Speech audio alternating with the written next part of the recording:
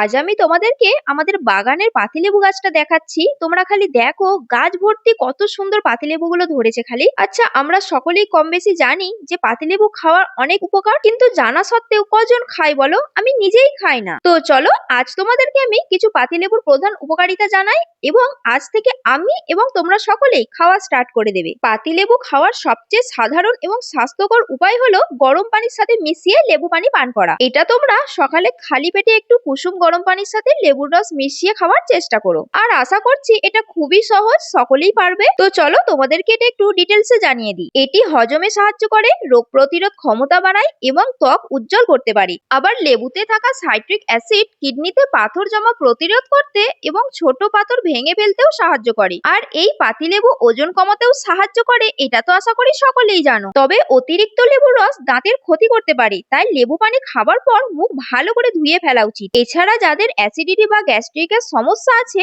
তাদের কিন্তু খালি পেটে খাওয়া মোটেই উচিত নয়, কারণ এটি সমস্যা বাড়াতে পারে। তাহলে কি ভাবছো, আজ থেকে লেবু পানি খাওয়া শুরু করছো তো?